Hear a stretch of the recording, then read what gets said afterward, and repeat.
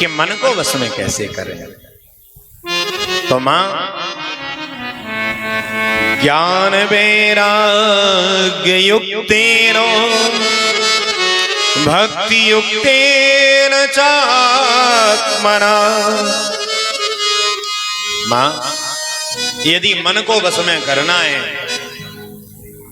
तो आपको ज्ञान और वैराग्य होना आवश्यक है। मां ने पूछा बेटा ये ज्ञान और वैराग्य आएगा कहां से? बोले संतों की शरण में जाने पर। बेटा ये संत किसको कहते हैं? संत कौन है? हम किसको माने कि कोई संत है, कोई भगवंत है? ये हम कैसे मानेंगे? कोई भी साधु जा रहा है, पता चला उसके मन में कुछ और चल रहा है, हम कैसे पहचाने ये संत है? तो बोले मां लक्षण होते हैं। बोले क्या लक्षण है? तो लक्षण बता रहे हैं। तितिक्षवा कारुणिका सुहृदा सर्वदेना अजात शत्रुवा शांता साधवा साधु भूषण। ये मां लक्षण होते हैं। पहला लक्षण संतों का क्या है?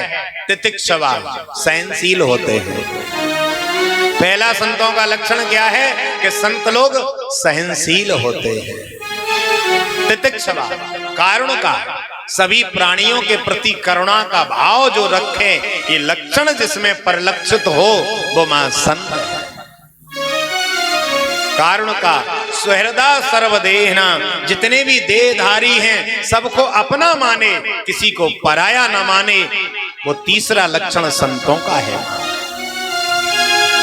अजात शत्रुवा शांता, जिसका कोई शत्रु पैदा नहीं है, जिसका कोई शत्रु नहीं, जिसका कोई मित्र नहीं, उसके लिए पूरी दुनिया सम है, वो मां संतों के ये चार लक्षण यदि परिलक्षित होते हैं तो उनको संत मानना।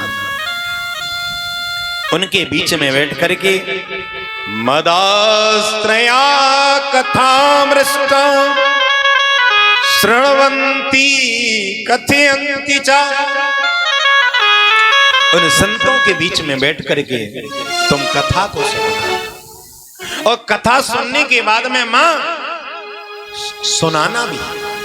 आप कथा सुन करके जाएं और दूसरों को भी बताएं, बहुत अच्छी कथा चल रही है, आप भी चलें, आप भी चलें, तो आपकी प्रेरणा के अनुसार भी लोग आएंगे। तो कह रहे कपिल श्रवंती कथयंती चा, उस कथा को आप सुने भी, लोगों को भी बताएं। चलिए कथा हो रही, बहुत अच्छी कथा है, थोड़ा कथा के प्रसंग भी उनको समझावें तो उनकी भी बुद्धि परिवर्तित होगी। बोलो राधे राधे।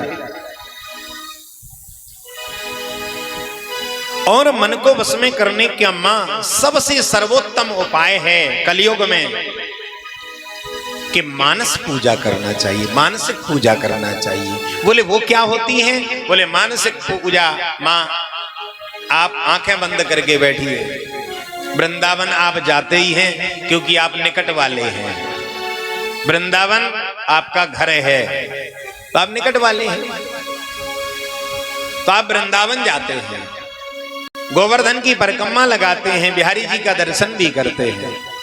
आप घर में एकांत में बैठ जाइए और प्राणायाम जो हमने कल बताया था, प्राणायाम करिए। प्राणायाम के द्वारा ब्रह्मरंध्र की शुद्धि हो जाती है और ब्रह्मरंध्र की जब शुद्धि हो जाएगी तो आप आंखें बंद करके बैठिए और आंखें बंद करके आप यही ध्यान करिए कि हम गिरिराज जी पहुंच गए हैं, गोवर्धन नाथ, और गिरिराज जी में जाकर के हम दान घाटी के मुखारविंद पर जाकर के प्रणाम करके दूध चढ़ाए करके हम लोगों ने परिक्रमा प्रारंभ की है। हम लोग आनौर होते हुए, पूंछरी के लौटा होते हुए हम लोग आगे जतीपुरा पर पहुंच जाते हैं। जतीपुरा पर आगे पहुंचते हैं तो पुनः दान घाटी, इसके बाद हम लोग छोटी परिक्रमा लगाते हुए उद्धव कुंड, राधा कृष्ण कुंड का दर्शन करते हुए हम कुसुम सरोवर, इसके बाद परिक्रमा पूरी करते हैं। ये आंखें बंद करके यदि कहीं मां करेंगे तो आपको मन बस में रहेगा और पूजा का फल भी पूरा मिलेगा।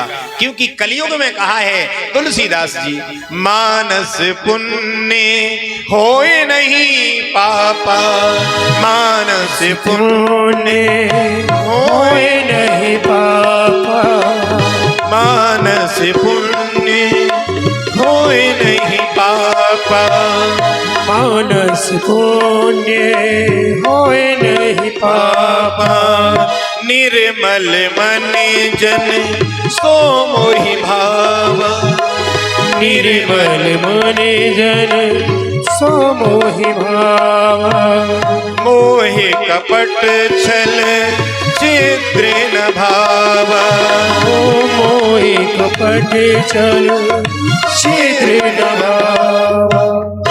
कहते हैं कलयुग में मानस पुण्य, मन से आप जो पुण्य के बारे में सोचेंगे तो पुण्य का प्रतिफल आपको मिलेगा, लेकिन यदि पाप के बारे में सोचोगे तो पाप का कुछ नहीं मिलेगा।